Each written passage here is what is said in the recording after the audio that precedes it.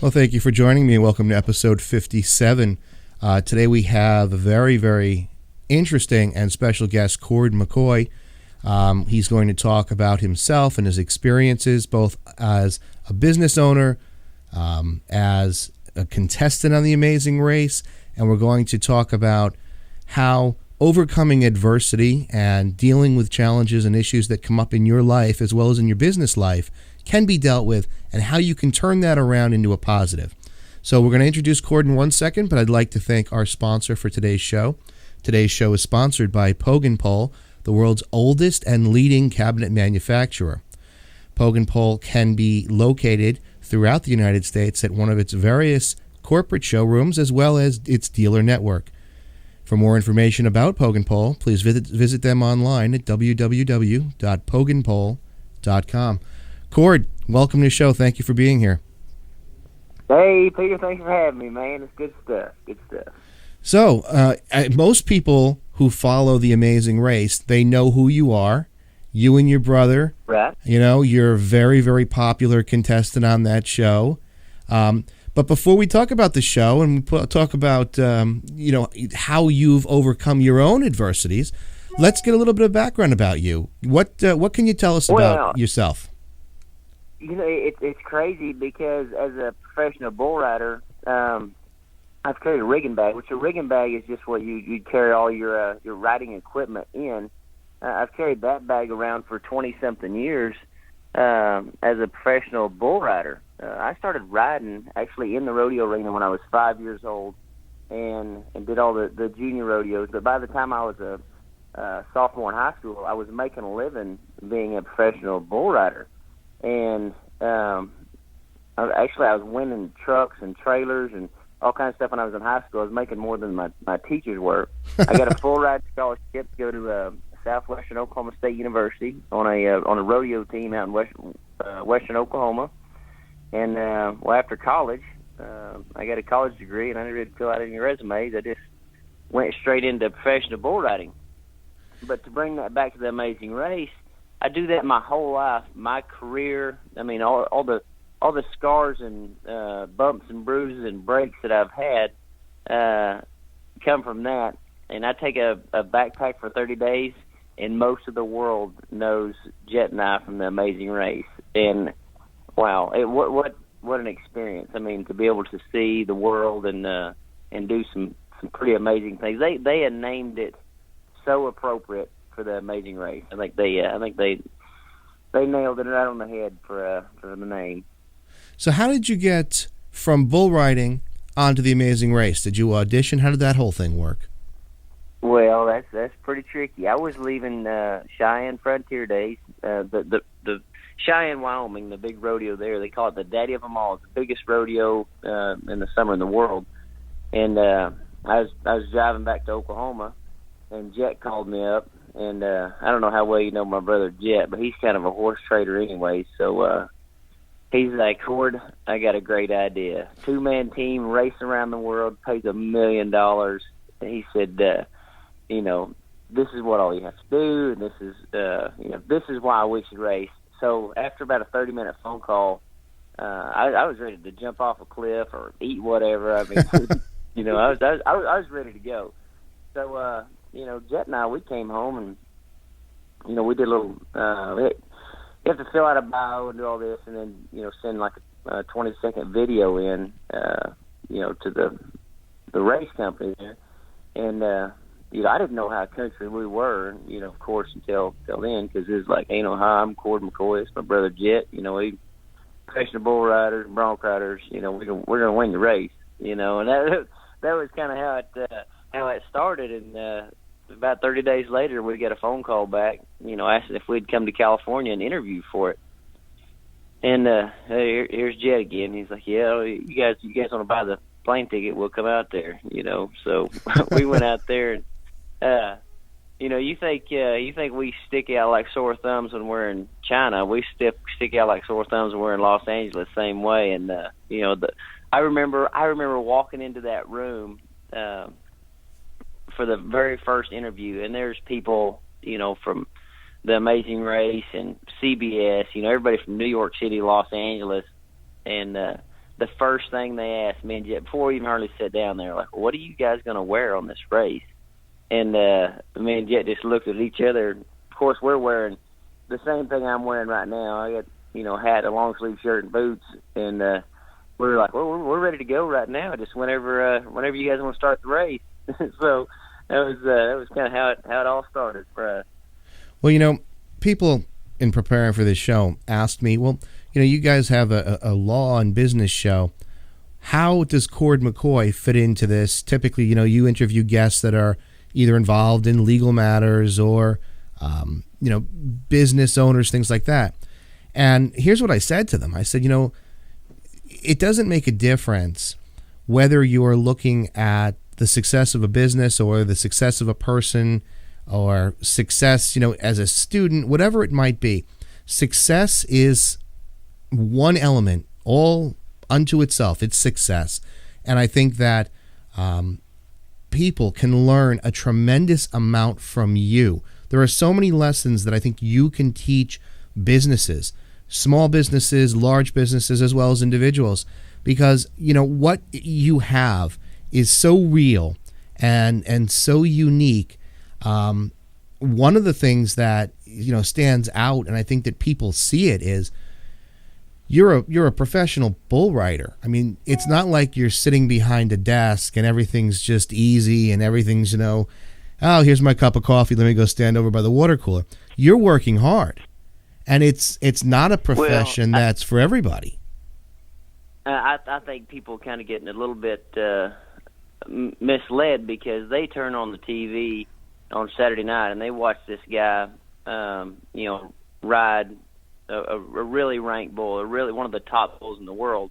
Well, they see and they think, well, the guy just, he just put in 8 seconds and, gets $20,000. Well, those other 6 days, they don't air how many other bulls he got on at his house, how much training he did, actually we'll say how many bones he broke before then to get to that level. It's a very, very trying sport. Here at my house, my mom and dad have a bucking machine in their front yard. I mean, like the ones they have in all the bars and stuff. Right. Like we grew up riding that, and I've got a rodeo arena here at my house that just for me personally to practice.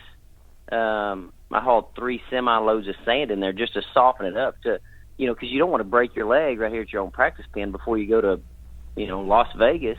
So, I think there's so much preparation and I think people might overlook it as a business and to speak of law. There's especially, hanging signs up here or kind of watching who you let come ride at your place and stuff like that. I think anybody out there in the world today has got to worry about just different legal stuff that you watch other people reach up and bite them, that you're like, oh, whatever you do, don't let this happen. So I think we're all kind of tiptoeing around some of the legal matters that's going on in the world today.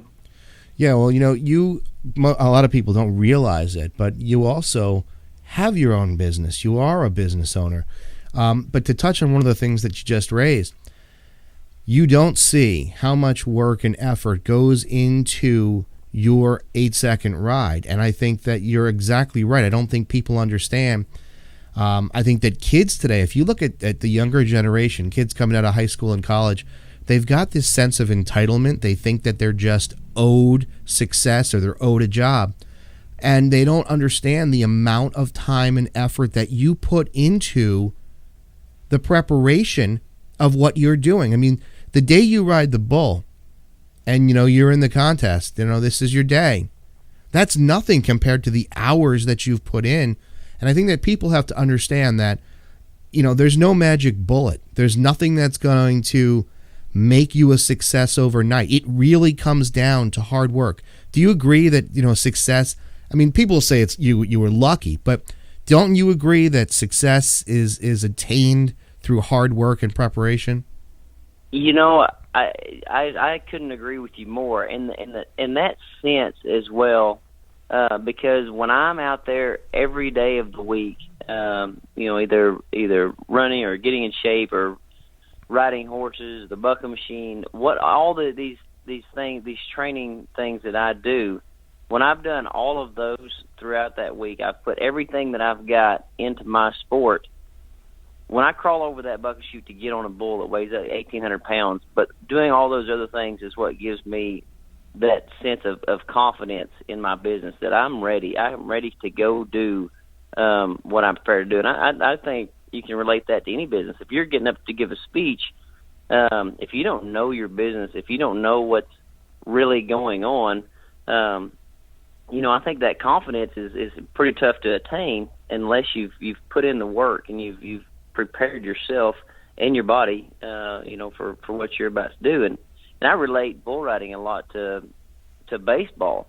And I'm like, do you ever wonder, how these guys can get up there and hit a 90-mile-an-hour fastball? I mean, that's something that you just don't get up there and you react fast. That guy has been up to that plate and swung that bat 1,000,000 times.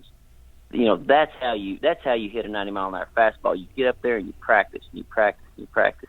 Bull riding is the same way. Your mind just cannot think fast enough to react as fast as the bull's moving. I mean, you don't have time to think about it. You can't say, well, the bull, rolled and went left, so how do I react to that? You got to get up there and do it. You don't have time to just think about it as it's going.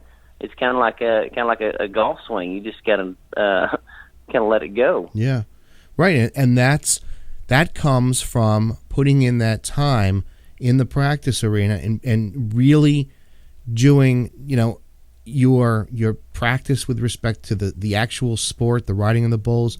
But you said something also interesting: keeping yourself physically fit, mentally fit. All of these things that make you a successful bull rider can be applied to people in business, because it's the same idea. Keep your mind in shape, keep your body in shape. And, if you want something, you have to work for it. It's not just going to come because you think you're entitled to it.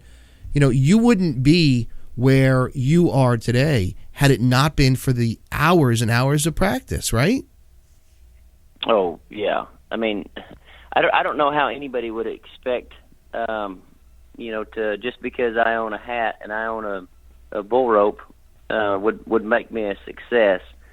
At the end of the year, they give a gold buckle out to the number one guy, and and I said it right there, and it was so wrong. They don't give those buckles away. I mean, it's something that that guy earned. I mean, you just think of the blood and the sweat and how many stitches and broken bones that guy had to get out there, and he earned that buckle. And I think anything in business, unless you're talking about winning the lottery, these people are earning their position and earning where they're going.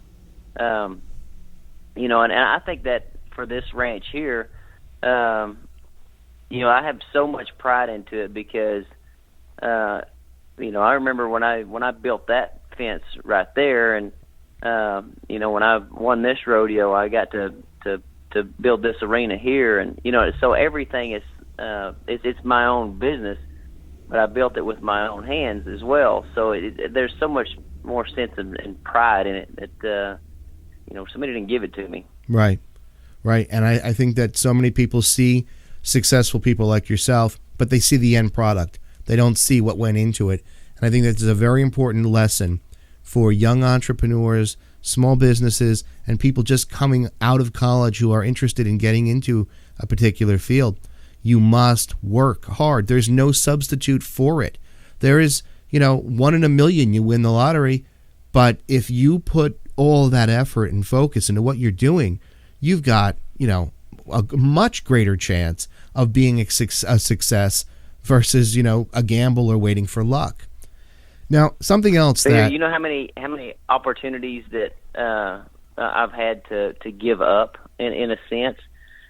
I was doing an interview the other day, and they asked me, they was like, what's the best thing and the worst thing about being a professional bull rider? And I was like, of course, the best thing is those bright lights, you know, when they announce your name and the crowd goes wild and you spotlight and wave. And they said, "What's the worst thing?" And I said, "Those bright lights.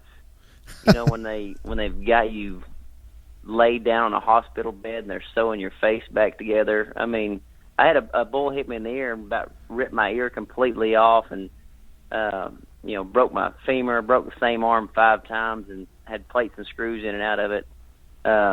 You know, I had a horse, you know, drag me across the whole parking lot. Horse kicked me in the head and crushed my skull. I had to learn to walk and talk again. You know, for 8 months, I went to speech therapy to learn to talk again. So, you know, back to what we were talking about, this is not something somebody gave to me. It's not something that, you know, working on this ranch is just because, you know, I rode the right bull the right day. No, I've been knocked down hundreds and hundreds of times. But what makes this place so valuable to me is the 101 times I got up and dusted myself off. And I can relate that to business, or, you know, and people watch me and Jet on The Amazing Race and like, oh, you know, you guys just go through it. And you think, man, I've had some adversity just a little bit more than the race. Yeah, you want to get frustrated. Yeah, we want to win $1 million, but in some situation, if that's the worst thing that happens to me in life, heck yeah, man, let's roll, because you know, I've looked a 2,000-pound animal in the eye and knew that I wasn't going to win. So yes, I think what makes me who I am today is those adversities that's created me. Right. But right now, you know, we raise bucking bulls and sell them, you know, actually around the world now. But that business has came from, you know, what I put in the years past, that I earned the respect from all these other guys, that when I call them up and say, hey, you know, this is what I've got, this is the product that needs to get out there. They know the kind of person I am, as far as a stand-up cowboy that would tell them the truth. Right. You know, it's helped me through my whole business. Well, let's take one step back and let's talk about the adversity, because I think that's a very critical component to the success of business and in life, because you're going to have bad days. You're going to have bad things happen to you.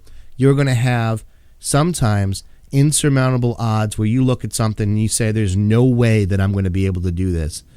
And, you know, you have a really, really interesting story. You started to mention it. You talked about how you had to learn to talk again. Tell us about that accident and how that changed your life and how much, you know, you had to overcome, because I think it's really important for people to understand that, you know, yeah, you've been working hard. You've got this terrible accident and you don't give up. You keep going. So let's talk about that. Well, in September of 2004, I actually rode in a rodeo in Florida and caught a flight back to Oklahoma City, and it was riding in the state fair rodeo there in Oklahoma City, and my family come up there to watch. Anytime I'm riding in Oklahoma, they'll try to come watch, and it was Championship Sunday, and I come off the back of this saddle bronc horse, a bucking horse, and when I was right behind the horse, he kicked out, and the end of his hoof caught me in the side of the head and just crushed my skull, just like you would crush a Coke can. Well, the last thing I remember was getting off the plane. The rest of the stuff I told you, stuff that I had heard or pictures that I'd seen. About a week later, I wake up, intensive care, and my family is just looking over me. And, you know, at first they didn't even know that I was going to live. And then, you know, later they didn't even know if I was going to be mentally stable. So, you know, to fast forward later, you know, 8 months of physical therapy, they said, if you can get up and brush your teeth, put your pants on, we'll let you go. So I got up, brushed my teeth, put my pants on, and walked out. Even when I was home, I would have to do speech therapy every Monday, Wednesday, Friday. You know, and kind of what they had told me, my brain had been bruised so bad, like the same information was in there. It was just finding it. Right. So, Well, now, how did you personally deal with that? How did you deal with that? It was tough. I think there was a sense of time that you they had a specialist come in and ask me about depression and things like that. Well, the Pinnacle Rehabilitation Center that I was in, you look to my left, this guy had a stroke. You look to my right, this lady, was in a wheelchair. There was people that had. You think that you had adversity. I mean, I was glad to be alive. People talked about bull riding and things like that, and I just, I was glad to be alive, and I had that sense of appreciation. But the further I went from that day, even when I come to the ranch, I had like a little bicycle helmet that I had. Even if I went outside to feed the horses, I had to wear this helmet because my skull was soft like a baby after that, right. And every day that I would get away from that accident, I wanted to go back in the arena more. And I think finally, after a year later, I thought, well, you know what? If I'm going to go out, I'm going to go out doing something I love doing, and that's what brought me back. And I think a little bit of it was just to prove that I could or that I would. And looking back, it's kind of like we talked earlier about just kind of getting up and dusting yourself off and going back for more. And it gives you a more appreciation for what you've done, and more value in your success in a sense. Well, now you know what? If you look at a lot of people in this world, something like that happens to them, and they can't come back from that. They mentally give up. It happens in business. It happens in real, personal lives. What were you thinking? How did you motivate yourself? Oh, man. I think it was a little bit tricky. I can't say that, after the accident I didn't do a little bit of, poor little old me, but my family wouldn't let me do that too much. They go, all right, you didn't feel sorry for yourself. Now let's get up and let's go do something. Let's make the best of what we've got. So I don't think there's an easy way, but we all know that in life that there's going to be things like this that we have to deal with. And just looking ahead, that hey, I'm probably going to have more injuries. I'm going to have more difficulties. This is what I'm going to do when it comes up. If I break my leg again, I'm going to let the doctors fix it as good as they can. I'm gonna rehab it, and I'm gonna be right back in the business. I mean, it's not gonna take me long. I'm not gonna sit around. And if I have this business problem, I'm gonna fix it, and I'm gonna move on to the next problem. And I think just looking ahead to know that those things are gonna happen. I mean, even the Bible talks about the trials that we're gonna have. So I mean, don't act like it's a surprise, because we knew they were coming. Yeah. And I think just deal with it and moving on and getting it. The faster you can get it behind you, the better off you are. And it sounds like you had support of your family, which is critical. And you apply that to a business world. You can have support of your family if you're a business owner. I think that's very important. And I think that to have the support of your colleagues when you're in business, in more of a corporate setting, I think that's important too. But it all comes down to you. When you have adversity and you face things that look so insurmountable, it's you, right? I mean, you could have your family telling you, oh, come on, you got to pick yourself up. You got to, get better and move on and try it again. But you have to believe that, right? I mean, nobody can make you get up. No. Nobody's gonna ride the bull for you. Nobody's gonna hold you up. I mean, I think that's something that you mentally have to make that decision that, hey, I know it got bad, but I'm getting up and I'm moving on. And I think we when we're driving to work in the morning, we have adversity, and I think. I'd say don't let that adversity be a surprise. It's just, dealing with it the best way and moving on, I think is the key. I think that's the success in in anything. I don't remember them giving awards away to anybody that didn't earn it, and I think that's they don't put on the awards all the adversity, and I think that's where people are missing out. Yeah. That if you realize, to make it this far in this business, these are the things that you're going to, more than likely go through. And I think whether it's, work or investments or things like that, there's going to be days that just ain't all roses.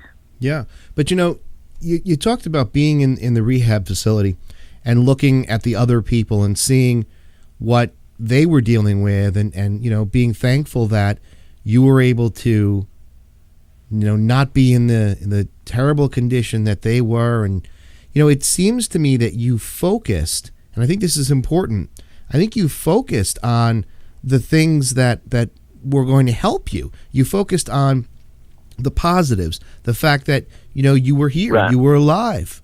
And then you talk about how, you know that you've got adversity and it's coming every day, but it's what you focus on, because you were saying that you look at the problem and you say, all right, I'm going to fix it and then move to the next one.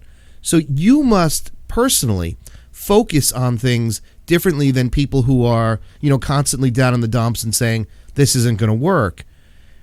Is that true? You focus on more the positive? I would say so. I mean, I think keeping yourself positive it has its own value to it, because me and person B over here could have the exact same day, and if I talk about the positive things and I highlight the positive things to my other friends, or just to myself, and I'm like, man, I just, I found a $20 bill here, and I, did this, and I made it right across the street before the big truck came. Whatever you want to say, thank God that all this happened. And the next guy said, I found 20 and then I lost 40, and he just cannot get enough. And I think, I think that we have a lot of value in life, just being able to live it. That, I think taking it positive, and I think it carries on. When you're a positive person, not only people around you, but the business that you're involved in, when you're always looking for the good things, and I think it makes you way more effective in anything that you do. Now, I think that's a very, very important lesson for people to learn.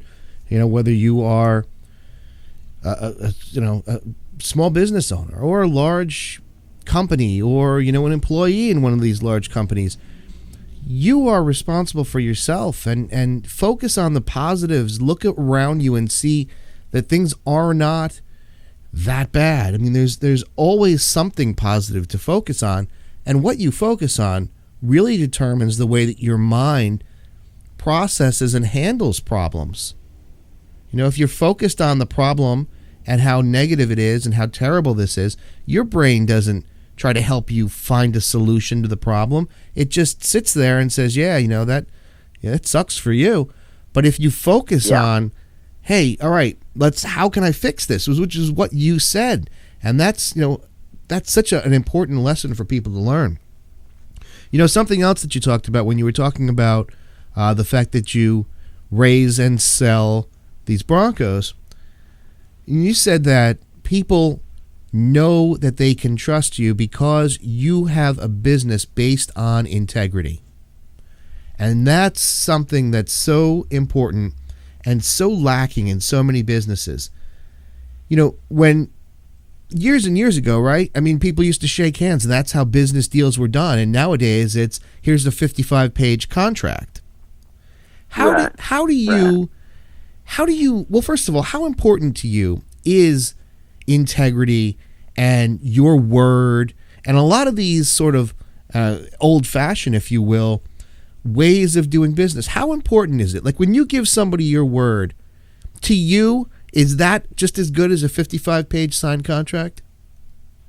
Well, it's better because I don't have the 55-page contract, and I'll stand behind the handshake probably more than most people will stand behind the 55-page contract, because I mean that's what I told somebody, and I think that it's my name and my brand stamped on it. Not just me, but my dad and my granddad. I mean, this is something that we stand behind. For coming from this ranch, this is the value that you get, and I may just make $500 off this this particular animal, and the other guy's trying to make 50,000, but I know that what the work that I've put into it and the value that he's probably going to come back and get another one. It's not the last time I'm going to do. I'm going to be doing business with this particular guy for the next 50 years or however long I'm alive. And I think that putting more value in that and making a good deal for me and the consumer. So I think people kind of get in a hurry on let's make it big right now and let's go on. Instead of taking value in what they have now, making sure your customer is happy, and to where they'll come back and get another one. That's not the last animal they're ever going to buy. It may, but he probably told 5 friends that, man, this is the place. If you want anything like this, this is where you go to get it. This is where you need to go do business because I had this problem and I just took it back and they corrected it, or anything like that. I think people kind of getting away from that old school idea, I guess you would say. Yeah, and it's a shame because in my profession I see it all the time. Most lawyers are they're bad people.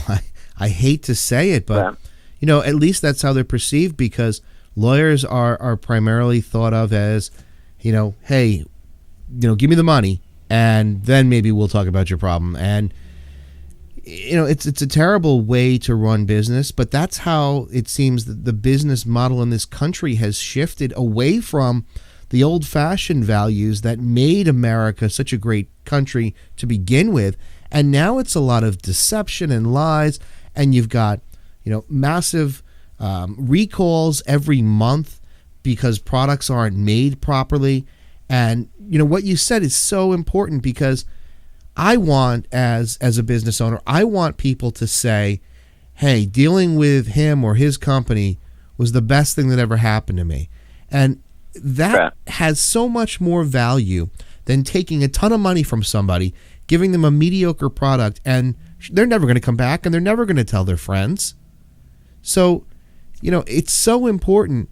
What advice would you give to a small business owner about being, or operating with integrity? What advice would you have for them? Well, I mean, I think if you're thinking about any company that lasts, that integrity is so important, especially in any local business. I think when somebody comes in that door is treating everybody with respect and keeping that integrity alive, to where hey, when I say that this product is good, if you take it home and it isn't right, bring it back.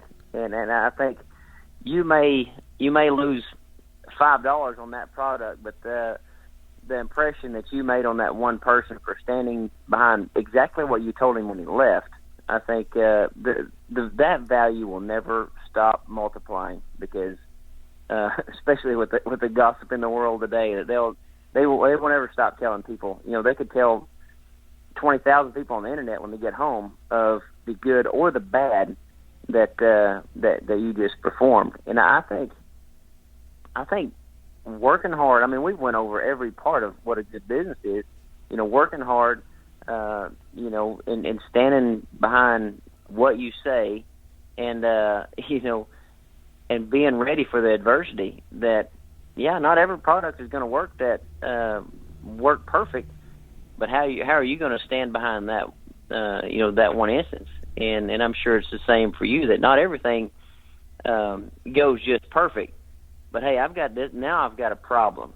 How am I going to deal with it? I'm gonna see the best way to get through it and get it behind us, and have my consumer to where he's happy as well, and then we'll get past it and find the next problem. Yeah.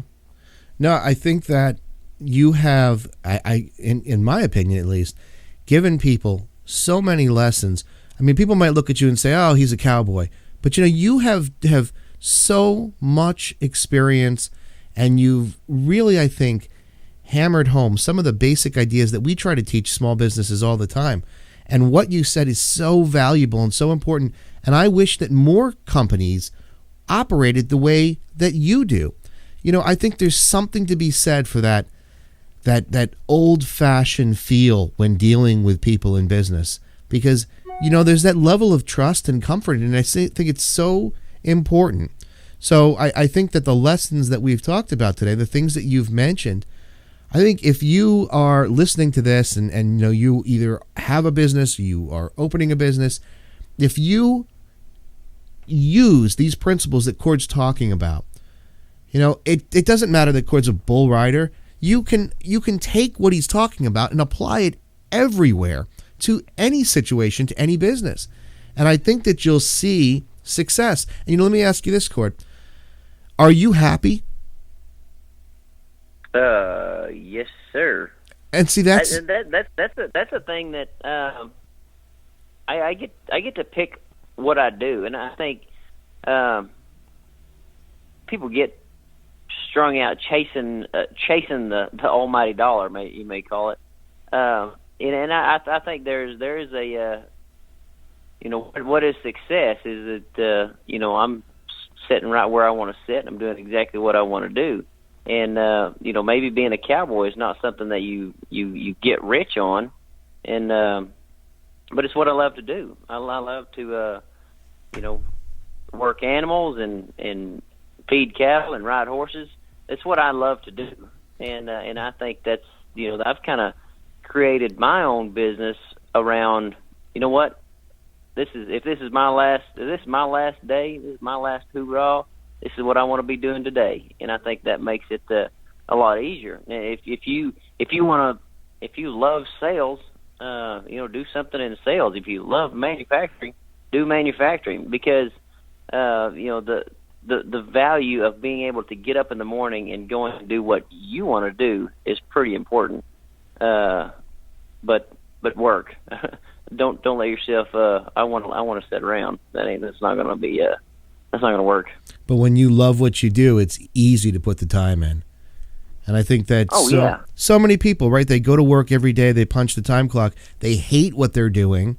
There's no passion in what they're doing, and it's just a job. But when you kind of turn that corner and you find what you love to do, and then you take a chance and you make a go at it, I think that what you said is critical. I mean, if you can come home from work every day and say, man, it was tough, there were some challenges, but I had a great day, I like what I'm doing.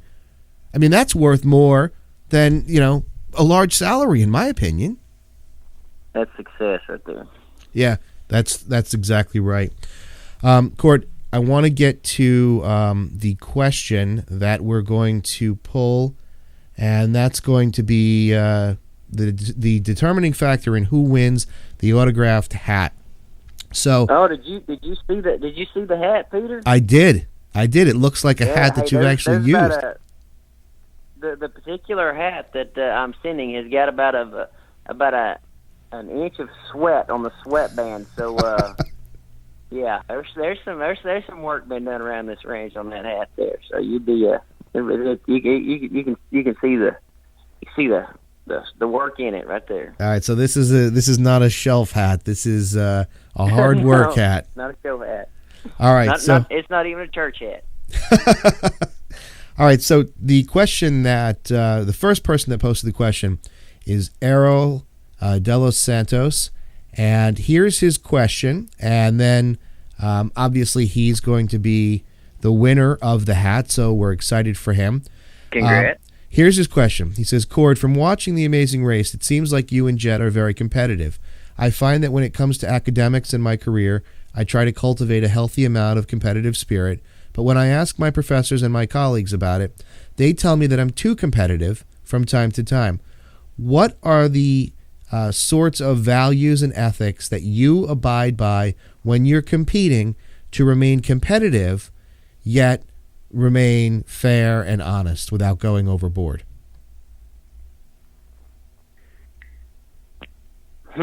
I think Jet and I are really, really competitive. Jet and I actually are 1 year, 1 month, and 3 days apart in age.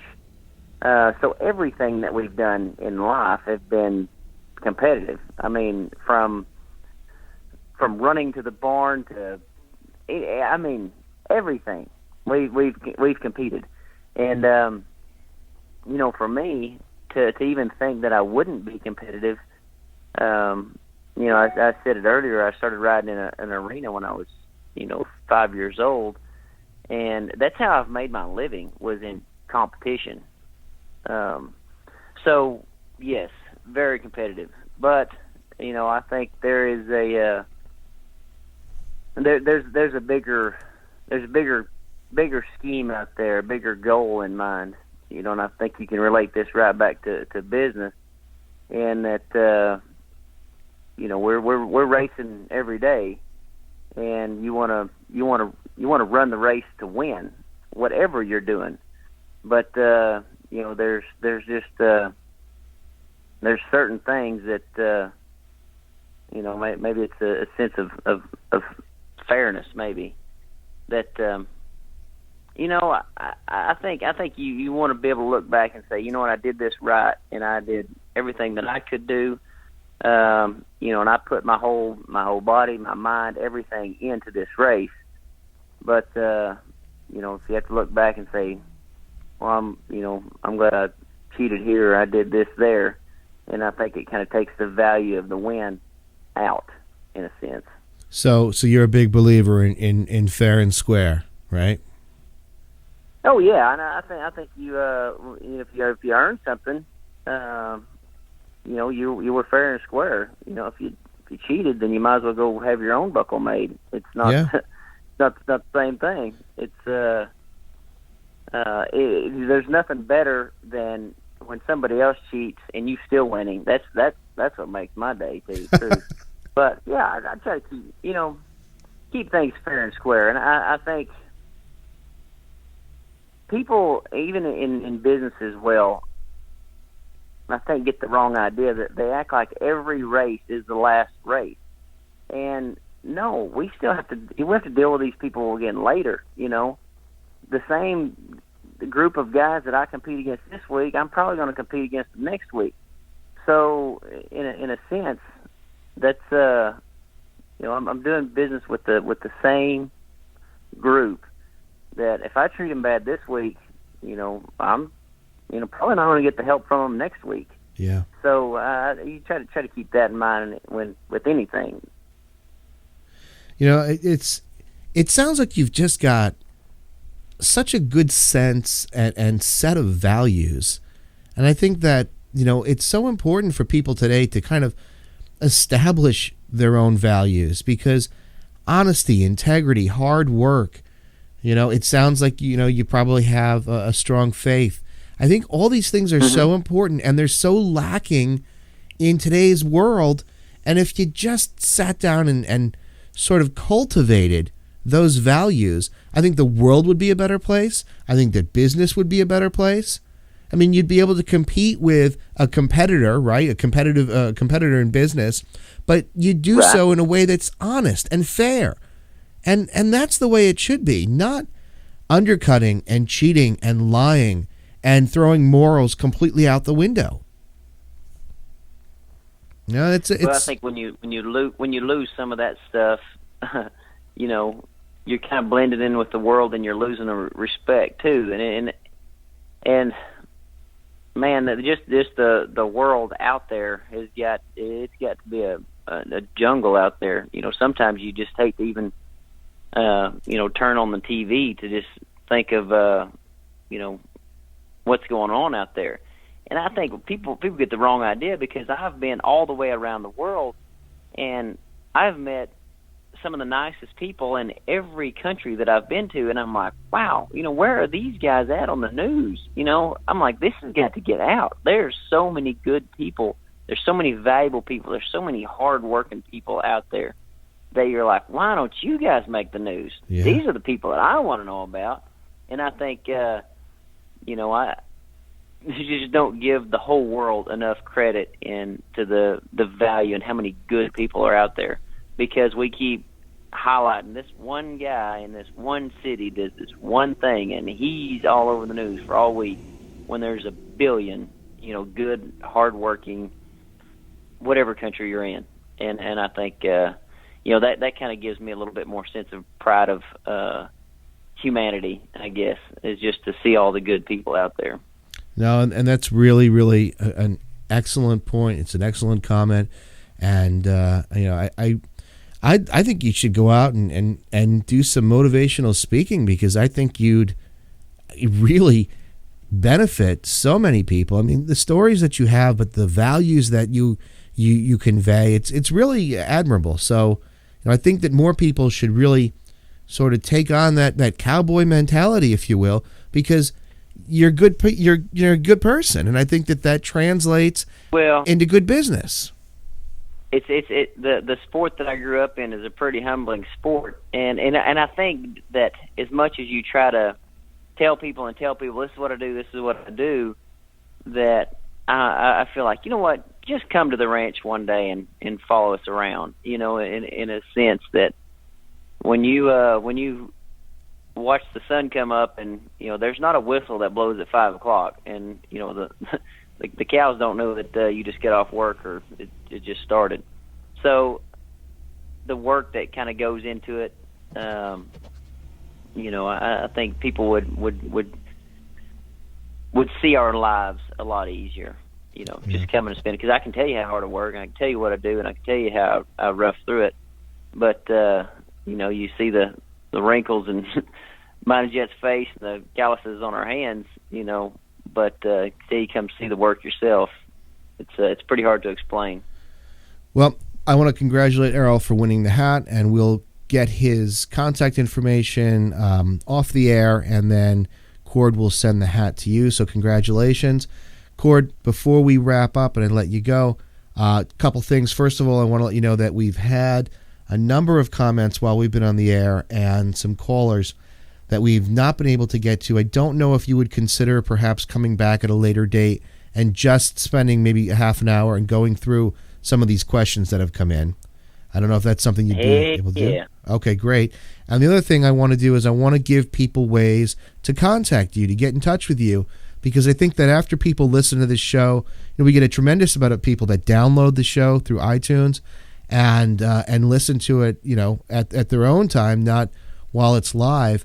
How can they go back and contact you?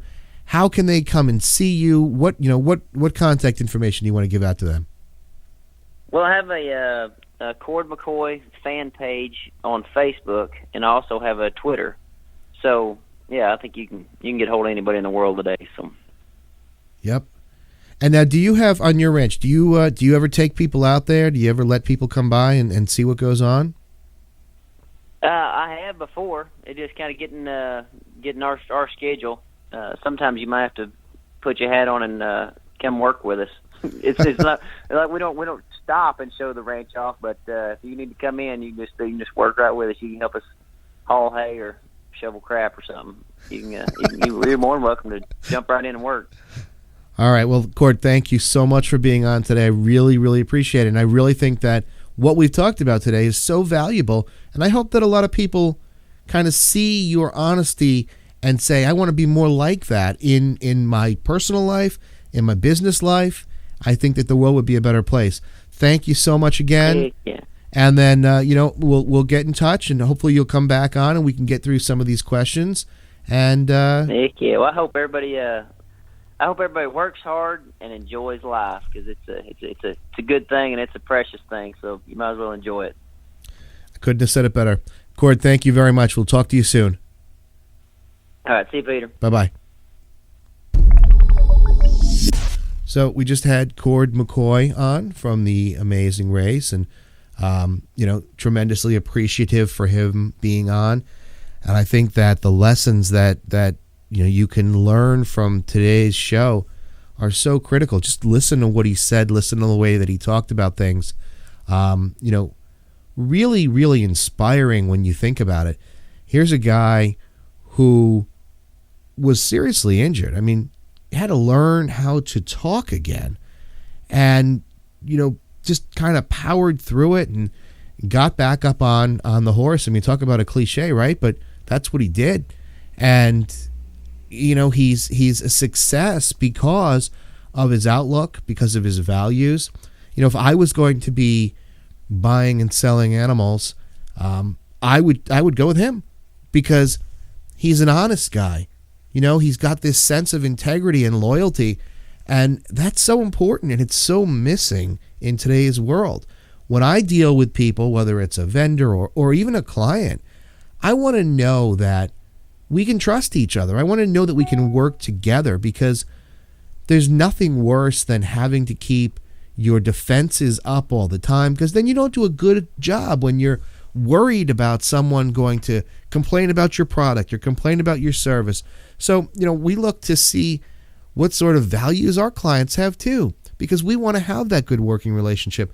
So, I think that if you listen to this episode maybe once or twice and kind of dissect what Cord's saying, and apply those lessons to your personal life, to your small business, to your large business, I think that you'll see that you will be more successful, right? And again, success is not defined in one way or another. It's what you believe success to be. If success is making $1 million to you, but to me, success is being able to live with myself when I go home at night and see my family and say, I know I did a good job for these people today. Well, that's your own definition of success, but I think you will be more successful employing some of the qualities and values and things that we talked about today. Determination, hard work. I mean, those are keys to success. Hard work. So many times people say, oh, I'd like to do this, I wish this, I hope that.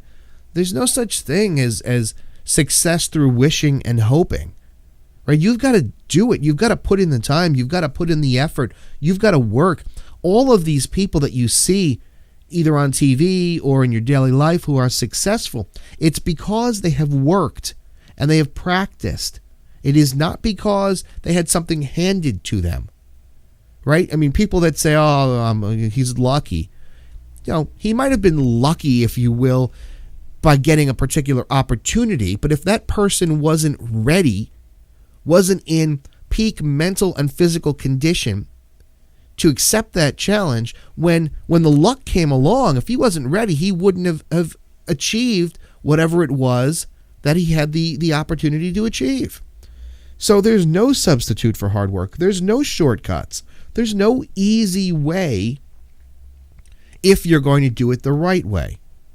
There are tons of people who take shortcuts, manufacturers who'll come up with really bad product, and they make a bit of money, but the product has problems, gets recalled. Now, who's going to go back to that company over and over and over again? What kind of reputation do they have?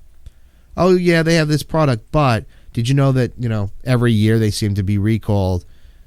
That's not a good reputation. That's not going to instill confidence, and that's not going to make you a lasting company or a lasting business person. You're going to be a one-hit wonder, and if that's good enough for you, fine, but it's not the way that you should structure your business. You should be thinking about the duration, the long haul, how to do things to make your brand last for 20, 30, 40, 50, 60 years. He talked about overcoming adversity. and focusing on the positives, the things that he's thankful for in his life. Here he is, he's trying to relearn how to talk, and he's looking around saying to himself, wow, that person has a stroke, that person's in a wheelchair, I don't have it so bad. And that's because that's what he focused on. He focused on the positive that he could take from the situation. And, you heard him today. No problem speaking at all. Right? I mean, he fought through this, but it's because of what he focused on. If you sit in your house and you focus on the negative, or you sit in your office and all you see is the negative, that's all your brain is going to highlight in your world is the negative. You need to shift your focus to focus on the positive, because when you're focused on the positive elements of your life or your business, then your brain sort of opens up and says, all right, let's solve this problem. Let's come up with a solution. Let's not shut down because we're depressed and, things are terrible. Let's find the solution. So that was a very good lesson. Obviously, integrity, having some sort of moral code. There's nothing that's more important than that if you want to succeed in business. So I think today was a very good show with a lot of very good lessons. Cord McCoy is a stand-up guy. I think that people should try to emulate those sort of values that he talked about. I think that we'd all be happier people and have a better business environment and maybe make the world a nicer place to be. So I want to thank you, and I want to thank Cord again. Congratulate Errol for winning the hat. Again, Errol will contact you, and we'll get your shipping information, and then Cord will send the hat directly to you. I want to remind everybody that you should be downloading the free app on the iTunes Store exclusively for iPad and iPhone, and it allows you to ask questions, your legal questions, directly to a lawyer at my office and have the answers given to you. You don't have to search the internet anymore and wonder if the legal information that you are obtaining is accurate. You're going to be able to do it right from your iPhone or from your iPad. It's free. There's no charge to download the app. There's no charge for the questions. You'll also find a full list of our videos as well 90 as seconds. Our podcasts and the radio show. It's all there. So I encourage you to do that. Go to the iTunes Store, search up Law Offices of Peter J. Lamont, and you'll find the app. Download it for free. Next week, on Thursday, you'll see posts in social media. We're going to have a horror flick actress on. It's going to be very interesting, and we'll give you all of her details, what we're going to talk about, and some background on her on our social media sites. So look for that. And then links to Cord's Facebook and Twitter page will be put in the comments section underneath this video once it's posted on YouTube.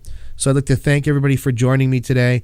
I hope that everybody learned something, that there was some value in today's discussion with Cord. And I want you to remember that there's power in understanding the law.